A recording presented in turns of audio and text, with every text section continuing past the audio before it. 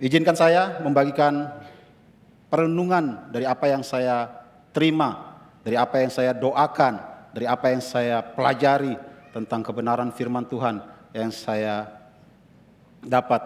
Saya berdoa agar setiap kebenaran firman Tuhan pada pagi hari ini, setiap jemaat yang hadir bisa benar-benar diberkati, menerima setiap kebenaran itu menjadi kehidupan dalam setiap pribadi lepas pribadi di tempat ini. Sebelumnya, mari kita bersatu di dalam doa, kita tundukkan kepala kita bersama-sama. Bapa kami dalam surga, kami bersyukur untuk pagi hari ini. Dan kami berterima kasih untuk setiap keberadaan kami pada hari ini ya Tuhan. Itu semua membuktikan betapa baiknya Engkau ya Tuhan dalam setiap kehidupan kami. Sehingga kami boleh ada sampai hari ini, kami bisa bernafas, bisa sampai pada hari ini ya Tuhan. Itu semua adalah anugerah yang Kau nyatakan dalam setiap kehidupan kami. Dan pada pagi hari ini Tuhan, kami semua ya Tuhan, termasuk hamba-Mu ya Tuhan, mau taat, belajar mendengarkan apa yang menjadi isi hati-Mu ya Tuhan Yesus Kristus. Hamba berdoa, urapi hamba ya Tuhan yang akan menyampaikan kebenaran firman-Mu ya Tuhan. Pakai hidup hamba ya Tuhan, sehingga apapun yang hamba sampaikan pada pagi hari ini Tuhan, itu lahir daripada pemikiran-pemikiran-Mu ya Tuhan Yesus Kristus, lahir daripada kebenaran firman-Mu ya Tuhan. Dan hamba berdoa setiap apapun yang hamba sampaikan itu adalah bahasa yang mudah dimengerti dan mudah dipahami oleh setiap jemaat yang hadir pada pagi hari ini ya Tuhan. Sehingga setiap jemaat yang hadir pada pagi hari ini ya Tuhan bisa kembali dengan kemenangan, kemerdekaan, sukacita, damai sejahtera yang mereka terima daripada Yesus Kristus Tuhan kita. Bapa di surga, hamba menserahkan segala pelayanan pada pagi hari ini dalam tangan-Mu ya Tuhan, dari awal, pertengahan hingga akhirnya Tuhan. Membalaskan hanya di dalam nama Tuhan Yesus Kristus. Haleluya. Amin. Amin. Baik, sebelum masuk dalam apa yang menjadi perenungan pada pagi hari ini, izinkan saya untuk menyampaikan berterima kasih untuk pada setiap jemaat yang setiap minggunya dengan data yang kami terima, kehadiran before time jemaat itu setiap minggu itu semakin meningkat. Wow, bisa berikan, dan saya mengapresiasi, gereja ini mengapresiasi untuk setiap jemaat yang bisa hadir secara before time. Artinya ketika kita bisa hadir secara before time, kita menghormati siapa yang kita kunjungi pada hari ini. Nah, kita percaya bahwa apapun yang terjadi pada hari ini adalah satu nama, yaitu Kristus yang kita ingin jumpai pada pagi hari ini. Yang setuju dengan saya bisa katakan amin. Dan ada beberapa lagi informasi tadi yang sudah disampaikan oleh Neta, di mana kami rindu untuk setiap minggunya kami campaign untuk mengingatkan kembali kepada setiap jemaat untuk belajar. Kita sama-sama, termasuk saya secara pribadi dan bahkan anak-anak dalam rumah ini, kita sama-sama belajar menghidupi sebagaimana kita datang ke dalam rumah ini bersih, kita meninggalkan rumah ini pun dengan keadaan yang bersih. Yang setuju dengan saya bisa katakan amin. Yang mau melakukan bisa katakan amin. Artinya ketika kita bisa melakukan itu, artinya kita menghormati. Bukan tentang gedung ini yang secara kudus. Gedung ini sih nggak ada yang kudus. Kita kudus. Karena ada Kristus di dalam kita. Tapi kalau itu kita bisa lakukan, artinya kita belajar menghormati Tuhan yang tidak kita lihat. Tapi Tuhan melihat apa yang kita kerjakan. Bisa katakan amin? Sepanjang bulan ini kita belajar tentang pengorbanan. Apa sih arti pengorbanan? Pengorbanan yang Yesus kerjakan itu nggak ada yang bisa kita kerjakan hari ini. Tapi kalau hari ini kita melakukan pengorbanan, adalah bagian-bagian pengorbanan kecil saja yang Tuhan ingin kita kerjakan. Yaitu apa? Melepaskan hak kita. Gereja ini meng-hire cleaning service di tempat ini. Kalaupun kita tinggalkan gereja ini dalam keadaan kotor, ada yang membersihkan. Tapi kalau kita lakukan itu, kita punguti sampah itu dan kita buang ke tempat sampah itu, arti kita sedang mengorbankan hak kita. Kita sedang menolong orang lain untuk tidak bersusah payah membersihkan tempat ini. Bisa katakan amin? Nah, saya berdoa untuk setiap minggunya terus kita lakukan hal ini. Kita lakukan hal ini. Sebagaimana kita datang bersih, maka kita tinggalkan tempat ini dalam keadaan bersih. Yang ketiga, Tadi Neta sudah sampaikan bahwa kita punya hashtag di dalam rumah ini, persiapan sebelum persiapan. Hashtag persiapan sebelum persiapan itu artinya kalau kita on time-nya jam 9, berarti sebelum jam 9 kita sudah persiapkan. Biasanya kita persiapkan tuh sekitar 8.30 kita udah persiapkan. Artinya menuju ke 8.30 kita udah persiapan. Paham ya maksud saya ya? Persiapan sebelum persiapan. Nah tadi Neta udah sampaikan beberapa di mana untuk belajar yuk kita ngikutin arahan Asher di tempat ini.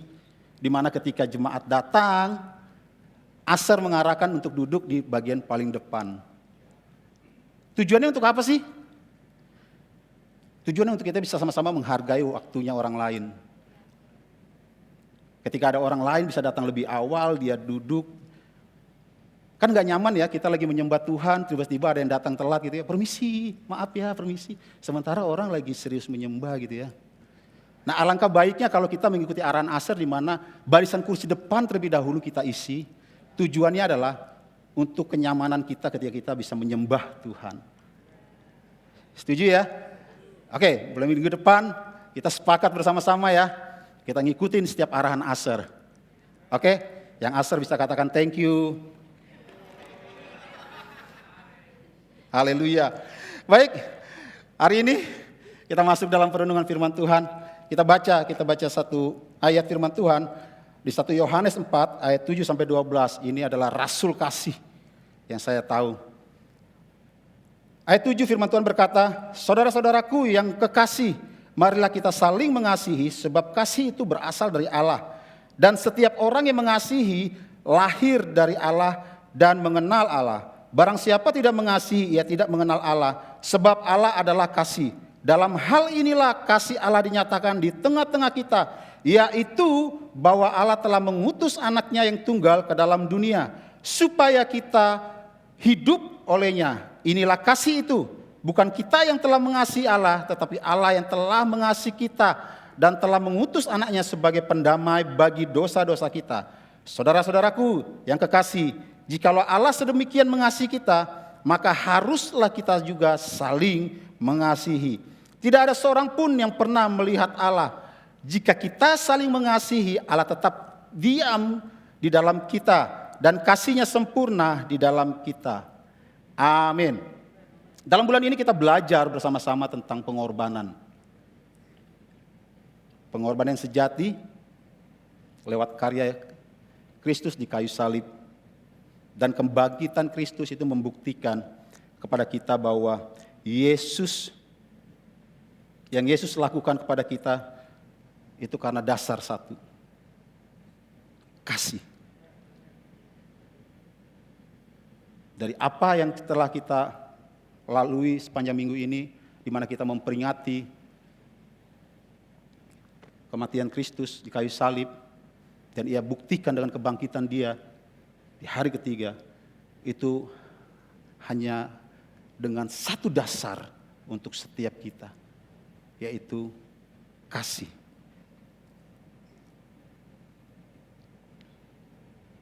Tahukah setiap kita bahwa dalam kehidupan kita sehari-hari, apa yang Tuhan inginkan dalam kehidupan kita agar kita melakukan hari-hari kita? Dari ayat firman Tuhan yang kita baca, hiduplah saling mengasihi. Hari ini saya memberi judul sharing saya adalah kasih. Kasih dan pengorbanan adalah dua hal yang menentukan hubungan antara sesama. Kasih dan pengorbanan adalah dua hal. Dan bulan ini kita bicara tentang pengorbanan. Apa hubungannya dengan kasih? Kasih dan hubungannya adalah dua hal yang terhubung sangat kuat. Di mana pengorbanan tanpa kasih, semua akan sia-sia.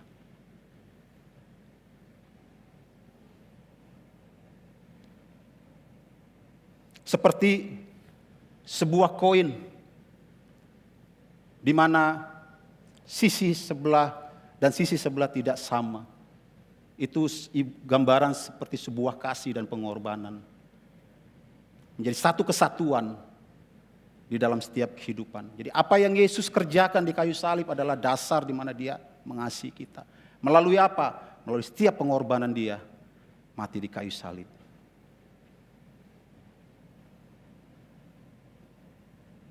Sebaliknya, ketika kita berkorban tanpa kasih,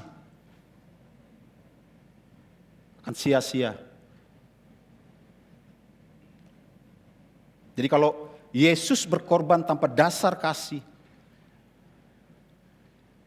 maka akan sia-sia iman kita pada hari ini.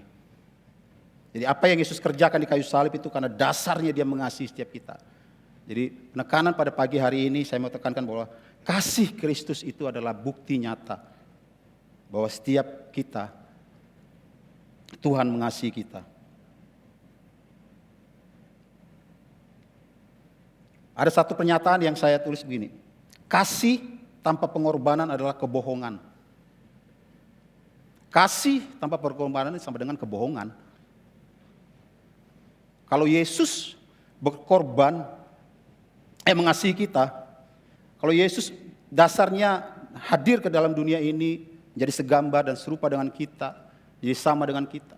Hanya dengan dasar kasih tanpa dia melakukan pengorbanan, maka semua akan menjadi kebohongan.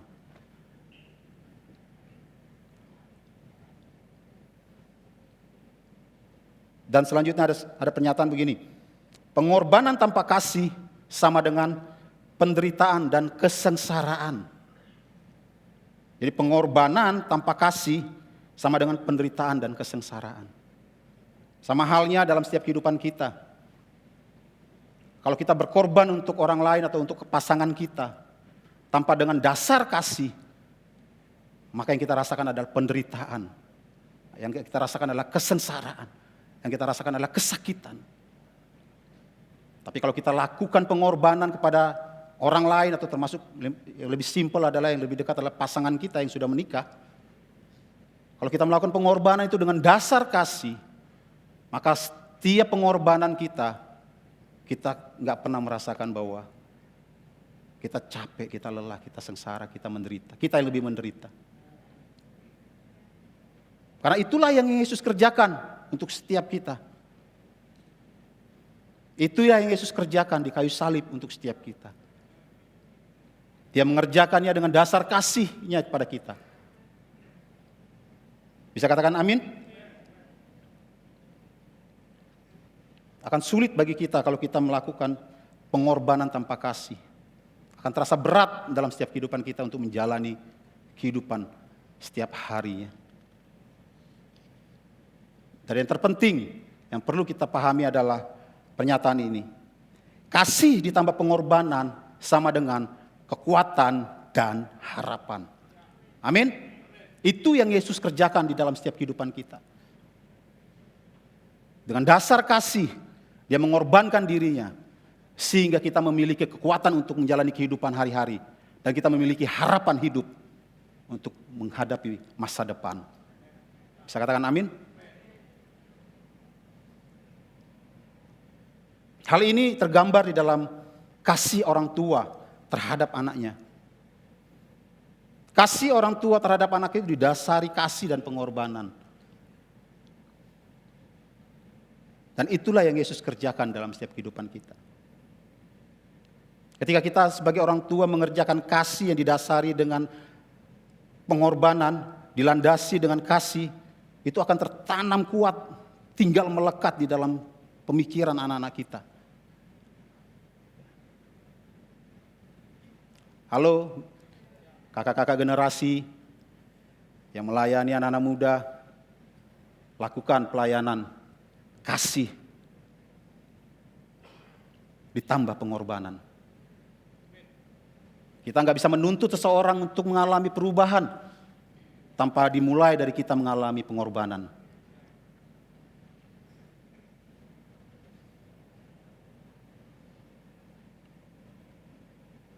Siapa yang setuju dengan saya, setiap orang pasti membutuhkan kasih. Tapi hati-hati, yang perlu kita perhatikan adalah jangan salah mencari kasih di luar kasihnya Kristus. Karena dunia pun menawarkan kasih. Ada banyak orang mencari kasih di luar sana. Mereka mencari kasih di tempat kerja mereka. Mereka mencari kasih di tempat hiburan malam. Mereka mencari kasih dengan mengkonsumsi alkohol. Mereka mencari kasih dengan mengkonsumsi narkoba. Mereka merasa bahwa ketika hal itu mereka kerjakan, mereka mendapat penerimaan. Dan mereka merasakan ada kasih di situ.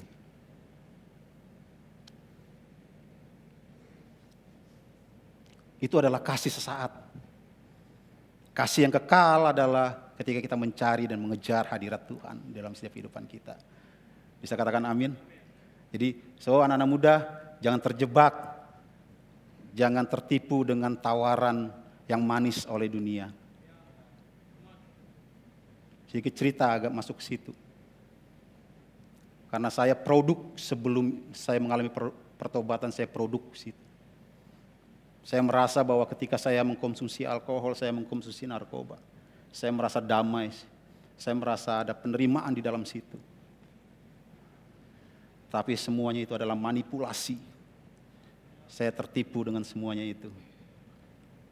Saya mendorong anak-anak muda, ketika kita mengalami kehidupan yang up and down, jangan mencari kasih yang di luar daripada kasih Kristus. Cari kasih, yaitu Kristus. Di mana sih Pak saya bisa mencari kasih Kristus? Dalam kehidupan kita hari-hari ini, kita sulit bertemu tatap muka langsung dengan Tuhan ya. Jangan-jangan kita kalau bisa ketemu dengan tatapan muka dengan Tuhan, kita udah ada di dalam alam lain ya. Tapi bagaimana cara kita bisa menemukan kasihnya Kristus itu? Saya mendorong, terhubunglah dengan orang-orang Kristen lainnya, orang-orang percaya lainnya. Orang-orang yang telah mengalami kasih itu terlebih dahulu. Sehingga setiap orang-orang yang mengalami kasih itu bisa memanifestasikan kasih itu terhadap kita.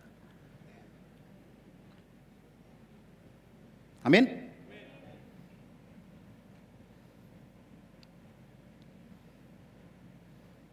Banyak orang tidak tahu apa yang mereka cari dalam hidupnya. Mereka mencari kebahagiaan, mereka mencari kesuksesan. Ukuran kebahagiaan itu apa sih? Kita sulit mengukur kebahagiaan. Ukuran kebahagiaan adalah banyak uang. Wah, saya bilang enggak juga. Ada banyak uang, orang juga stres kok. Hidupnya enggak tenang, tidurnya bahkan enggak tenang. Ukuran kebahagiaan adalah ketika kita penuh hidupnya di dalam kasih Kristus. Kemarin pastor telah bagikan ya, ketika manusia jatuh dalam dosa, manusia itu telah memiliki lubang yang besar dalam kehidupan kita. Manusia berusaha menutupi lubang itu dengan hal-hal yang menurut mereka adalah hal-hal yang bisa memenuhi kehidupan mereka. Dengan kebahagiaan, kesuksesan, jabatan, uang, popularitas. Mereka berusaha memenuhi itu. Tapi apa yang mereka lakukan itu enggak kekal. Enggak tinggal tetap diam. Bisa hilang begitu saja. Tapi kemarin Pastor Dani mengajarkan bahwa ada satu pribadi yang bisa menutupi lubang itu ya utuh. Yaitu Kristus. Itu dengan kasihnya Kristus. Bisa katakan amin? Pak, saya bosan Pak dengar kasih, saya sudah tahu Pak kasih. Saya yakin percaya setiap kita ngertilah tentang kasih. Dasar kasih. Itu sebabnya kenapa sih Alkitab itu gak pernah update? Tujuannya adalah setiap kita perlu remind. Dan hari ini apa yang saya bagikan adalah meremind setiap kita. Mengingatkan kembali. Merefresh kembali. Mungkin kita lupa dengan kehidupan kita hari-hari karena kesibukan kita. Jadi izinkan saya pagi hari ini membagikan tentang apa itu kasih daripada Kristus. Bagaimana kita hidup dengan kasihnya Kristus. Ada banyak orang di luar sana sibuk mencari kasih dengan kehidupan tadi saya bilang memenuhi hidupnya dengan hal-hal yang dunia janjikan. Tapi mereka enggak menemukannya. Sehingga mereka berusaha mencari kasih itu di dalam gereja. So hari ini adalah menjadi tantangan untuk gereja. Di mana setiap orang yang datang ke tempat ini. Mereka pulang. Mereka menerima kasih itu. Gak mudah ya. Karena ada aja yang datang dalam gereja itu bisa bilang. Wah gereja ini gak penuh dengan kasih. So saya mau bilang bahwa kasih yang terjadi dalam rumah ini gak terjadi dalam waktu 24 jam.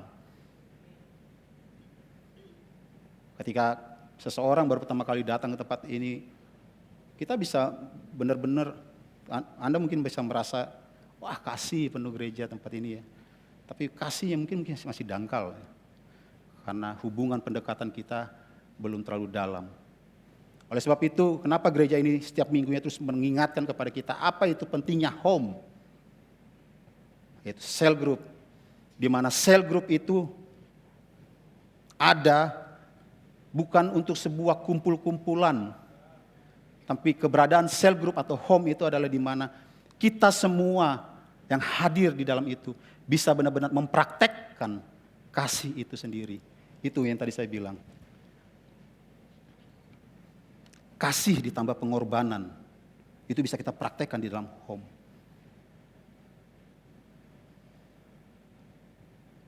Sampai di sini bisa dipahami? Karena di dalam home kita akan bertemu lebih lama, intens waktunya. Kalau di hari Minggu kita bertemunya ya sebentar. Tapi kalau di dalam home kita bisa bertemu, waktunya cukup bisa lebih lama. Bahkan kita bisa terhubung setiap harinya. Di dalam home itulah kita belajar mempraktekkan itu kasih ditambah pengorbanan, di mana kita menerima orang lain dari masa lalu mereka yang apa adanya. Dan dalam gereja ini juga kita membuka pintu lebar bagi siapapun untuk bisa hadir tempat ini dengan latar belakang Anda apapun juga. Bisa katakan amin? Ini adalah tantangan buat gereja. Katakan tantangan buat gereja. Siapa gereja? Kita semua.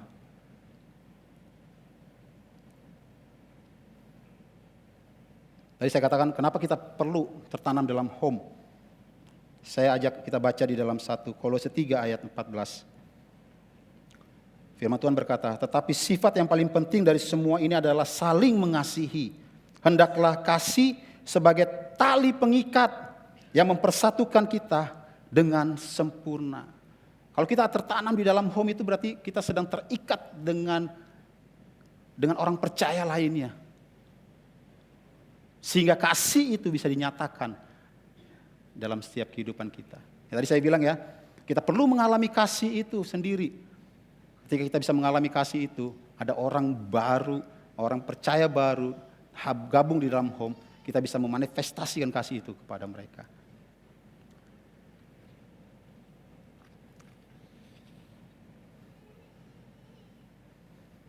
Baik, saya masuk di dalam poin yang pada pagi hari ini. Saya berdoa ini ada poin yang cukup singkat pada pagi hari ini. Dengan kesingkatan ini, saya berdoa setiap jemaat bisa pulang dan menangkap kebenaran firman Tuhan ini memerdekakan setiap kehidupan kita. Dan bisa hidup di dalam setiap kehidupan kita. Bagaimana kita bisa mengasihi? Yang pertama adalah belajar menerima seseorang apa adanya.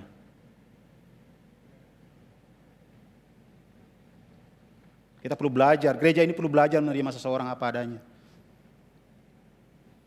Kemarin saya nonton film Revolution Jesus, itu benar-benar film yang rekomen banget, di mana gereja perlu menerima orang apa adanya.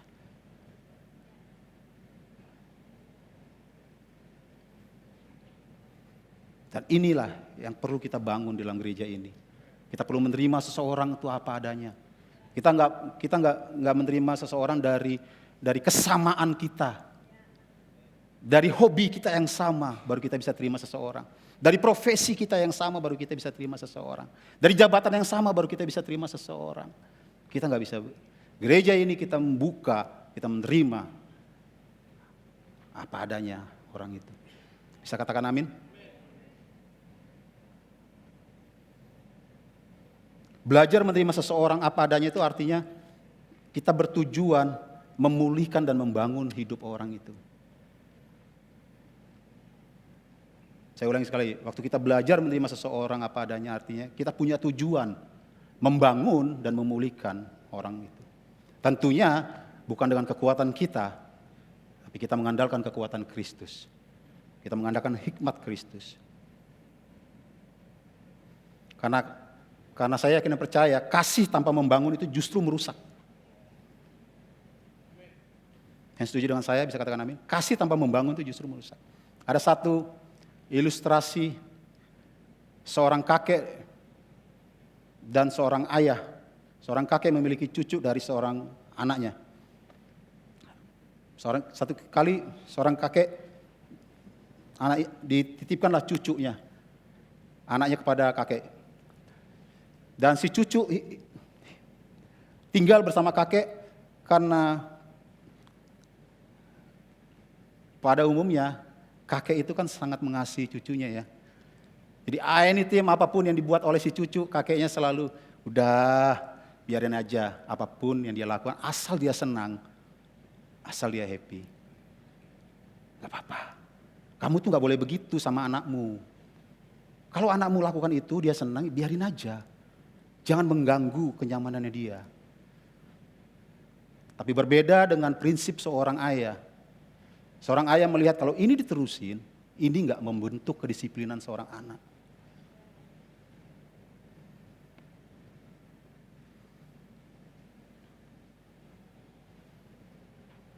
Nangkap ya perbedaannya ya. Itulah yang terjadi dalam Kristus. Kasih Kristus itu gak lemah. Jadi jangan menganggap kasih Kristus itu gini loh. Makanya ada orang tuh sering salah nangkep. Wah Kristus kan penuh kasih. Makanya kita gak percaya adanya neraka.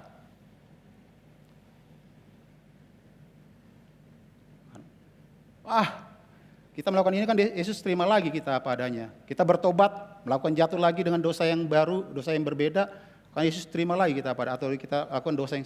Ingat ya, kasih Kristus itu gak lemah. Kebenarannya adalah kasih Kristus itu mendisiplin dan mendewasakan kita. Kalau kasih yang kita tahu bahwa kasih Kristus itu membiarkan kita melakukan apa aja, itu berarti kita sedang berada di dalam kasih yang salah itu. Paham ya maksud saya ya?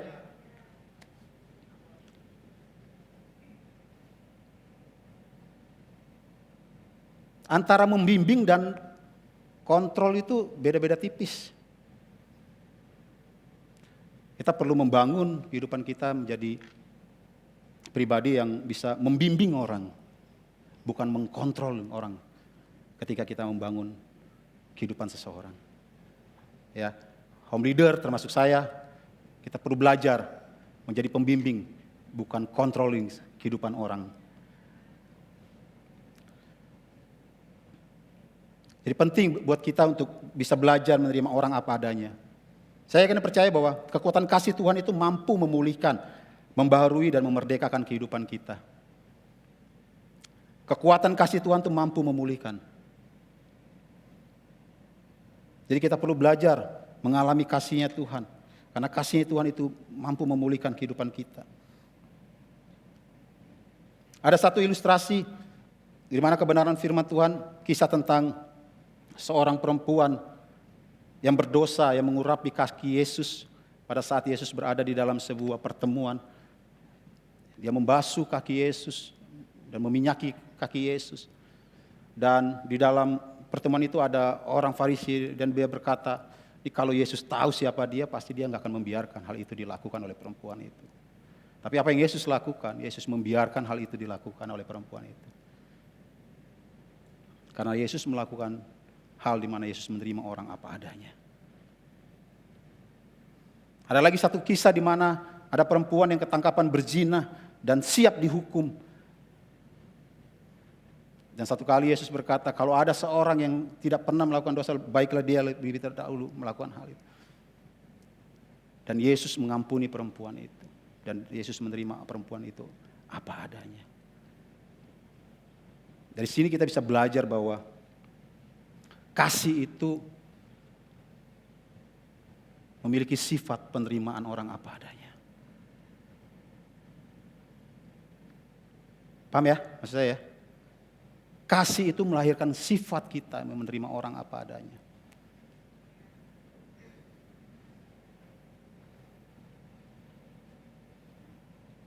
Tuhan menciptakan kita untuk bisa terhubung satu dengan lainnya. Supaya kita bisa belajar untuk bisa saling mengasihi satu dengan lainnya. Supaya kita bisa belajar untuk bisa menerima orang lain apa adanya. Dengan kelemahan orang lain, dengan kekurangan orang lain, dengan masa lalu orang lain. Apa adanya. Tuhan menciptakan kita untuk berbeda-beda. Untuk bisa saling menerima. Tadi kita udah baca, baiklah kita untuk saling mengasihi satu dengan lainnya.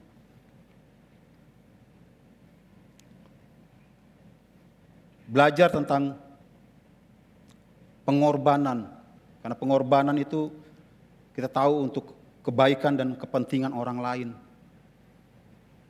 Pengorbanan yang Yesus lakukan itu terjadi pada hari ini untuk kepentingan kita semua, untuk kebaikan kita semua. Jadi pengorbanan yang kita lakukan itu bukan untuk diri kita. Kita belajar melakukan pengorbanan untuk orang lain, untuk kepentingan orang lain. Karena itulah yang Yesus kerjakan di kayu salib.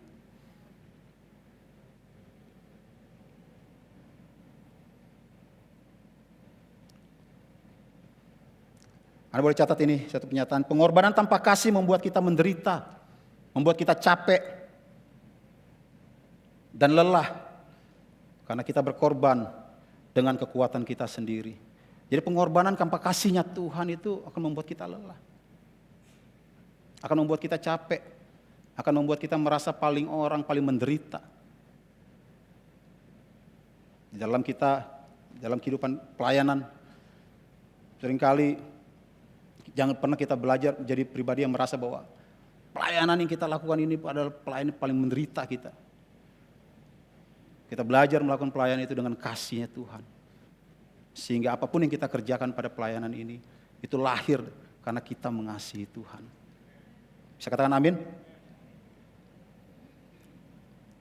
Di 2 Korintus 8 ayat 9, firman Tuhan berkata, karena kamu telah mengenal kasih karunia Tuhan, kita Yesus Kristus, bahwa Ia yang oleh karena kamu menjadi miskin, sekalipun Ia kaya supaya kamu menjadi kaya oleh karena kemiskinannya. Dari sini kita bisa belajar bagaimana Tuhan Yesus menjadi miskin, Dia berkorban. Dia yang kaya rela menjadi miskin hanya untuk apa? Hanya untuk kita.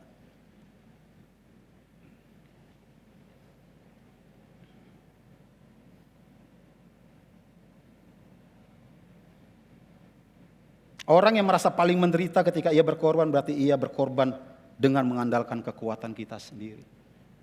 Mengandalkan kekuatan diri sendiri. Jadi hari ini kita belajar untuk disadarkan ya.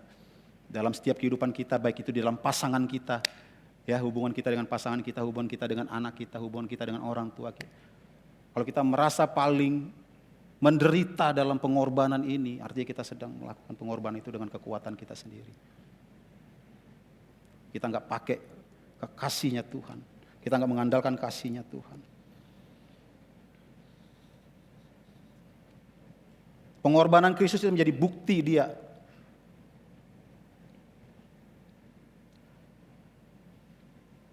Mari kita belajar di dalam kasihnya Tuhan. Kita belajar bersama-sama di dalam kasihnya Kristus. Dan kita berani berkorban untuk orang lain. Dan berlandaskan dengan kasihnya Tuhan. Ini menjadi PR kita semua. Ini bukan hanya menjadi PR untuk para pengerja dalam rumah ini, tapi ini menjadi PR untuk setiap kita. Karena ini adalah PR-nya gereja.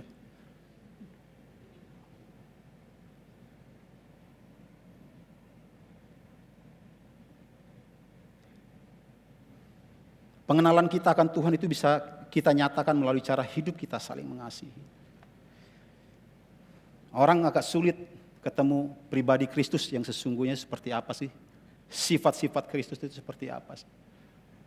Oleh sebab itu melalui kehidupan kita lah orang yang gak kenal Kristus itu bisa mengenal sifat-sifatnya Kristus.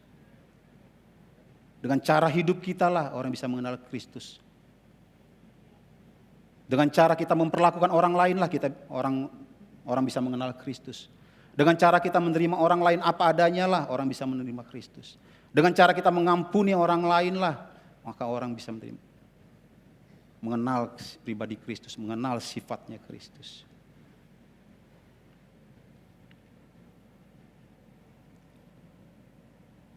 Setujukah? Jika saya mengatakan bahwa orang yang nggak kenal Kristus pun hidupnya penuh dengan kasih. Setuju nggak sih saya bilang? Orang yang nggak percaya Kristus, mereka juga hidup dengan kasih kok. Tapi pertanyaannya adalah, waktu mereka berlomba-lomba melakukan kasih itu, mereka sedang menambahkan, di mana mereka menambahkan agar hidup bisa diselamatkan.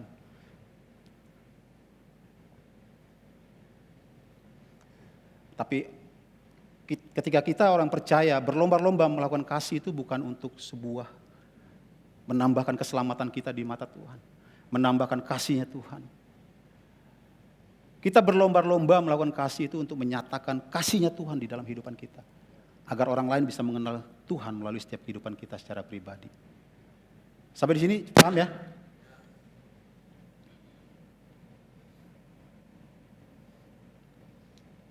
Yang kedua yang mau saya bagikan, mengenali jati diri kita sebagai anak Allah.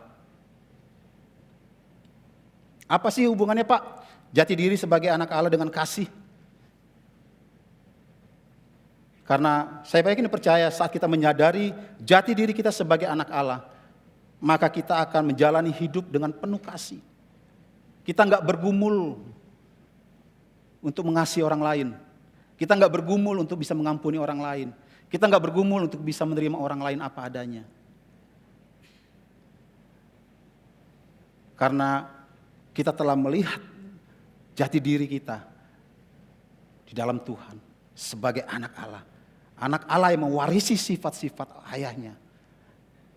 Anak Allah yang mewarisi sifat-sifat orang tuanya, bapaknya. Sifat-sifatnya apa? Kasihnya Allah.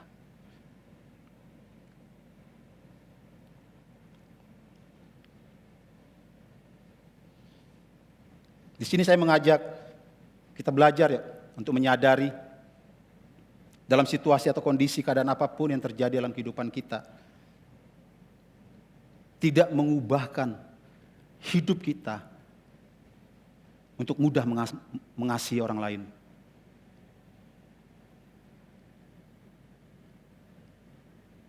Anggap ya, jati diri kita sebagai anak Allah, ketika kita menyadari bahwa kita adalah anak Allah, itu tidak mengubahkan kita, membuat kita menjadi sulit untuk bisa mengampuni atau mengasihi orang lain, atau menerima orang lain apa adanya. Jadi penting bagi kita menyadari siapa kita di dalam Kristus. Jati diri kita sebagai anak-anak Allah, jati diri kita sebagai orang percaya. Mengasihi orang yang mudah kita pimpin hidupnya itu lebih mudah daripada mengasihi orang yang sulit hidupnya kita pimpin. Saya undang tim Presiden Worship, boleh bantu saya? Setuju ya dengan saya ya? Mengasihi orang yang mudah hidupnya kita pimpin, mudah kita nasihati, ya, mudah kita atur, itu lebih mudah daripada mengasihi orang yang hidupnya sulit kita pimpin. Halo home leader.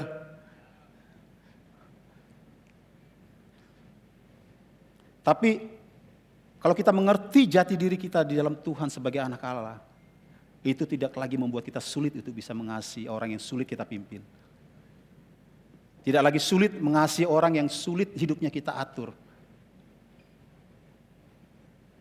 Karena Yesus melakukan hal itu kepada setiap kita. Itu adalah sifat-sifatnya pribadi Yesus. Mengasihi orang yang hidupnya jauh dari perbuatan dosa itu lebih mudah daripada mengasihi orang yang hidupnya dengan dosa. Ya, gampang ya buat kita ya mengasihi orang yang hidupnya jauh, gak pernah berbuat dosa, hidupnya selalu baik-baik aja gitu ya. Tapi kalau kita mengerti jati diri kita dalam Kristus sebagai anak Allah, mewarisi sifat-sifatnya Allah, kita akan menjadi pribadi yang gak bergumul untuk mengasihi orang seperti begitu. Kita gak bergumul untuk mengasihi perempuan yang ketangkapan berzina. Kita gak bergumul untuk mengasihi Yudas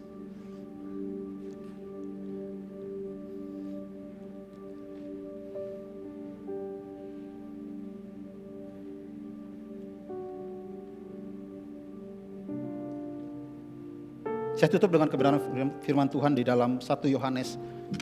Yohanes ini adalah rasulnya kasih. Setiap kebenaran firman Tuhan ini selalu penuh dengan kasih.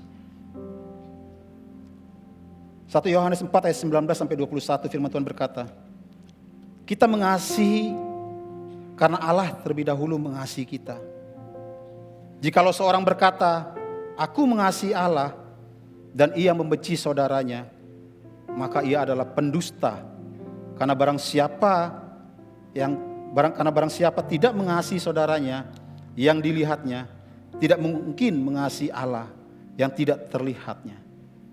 Dan perintah ini kita terima dari Dia. Barang siapa mengasihi Allah, ia harus juga mengasihi saudaranya. Wow. Saya undang kita semua bangkit berdiri. Jadi dalam kehidupan kita sehari-hari, apapun yang kita pelajari dari kebenaran firman Tuhan, dari segala kebenaran firman Tuhan yang kita terima, ada satu yang Tuhan mau kita lakukan, yaitu mengejar kasih-Nya Tuhan. Sehingga kita hidup di dalam kasih-Nya Tuhan, yang menjadikan hidup kita mudah mengasihi orang lain. Kita nggak lagi bergumul untuk mengampuni orang lain. Kita nggak lagi bergumul untuk menerima orang lain apa adanya. Kita nggak lagi bergumul untuk melihat perbedaan di dalam setiap kehidupan. Karena itu yang Yesus kerjakan dalam kehidupan kita. Dia menerima kita apa adanya. Dia mengampuni kita apa adanya. Tanpa syarat, tanpa kita harus berbuat ini itu, baru kita diampuni. Di dalam kehidupan kita, saya belajar banyak. Istri saya lagi di luar. Akan mudah buat kita untuk mengampuni orang yang kita kenal hanya biasa-biasa aja, atau yang baru kita kenal. Ya, setuju ya dengan saya? Tapi kalau kita ketemu setiap hari dengan pribadi ini, ada satu ekspektasi yang kita taruh dalam hati kita untuk pribadi ini. Dan ekspektasi itu gak nyampe. Kalau kita gak mengalami kasih-Nya daripada Allah itu sendiri, sulit buat kita itu bisa menerima, mengasihi dia, seseorang ini dengan apa adanya. Apalagi orang ini, saya belajar banyak. Bagaimana saya belajar mengasihi istri saya belajar mengasihi saya. Dengan perbedaan kami yang cukup, gapnya cukup jauh. Perbedaan-perbedaan prinsip dia di masa lalunya. Tapi karena saya belajar, saya mengalami kasih-Nya Tuhan, saya belajar untuk bisa menerima dia apa adanya. Dia pun demikian bisa belajar untuk menerima saya apa adanya. Dengan segala kelemahan saya, dengan segala keterbatasan saya, dengan segala kekurangan saya.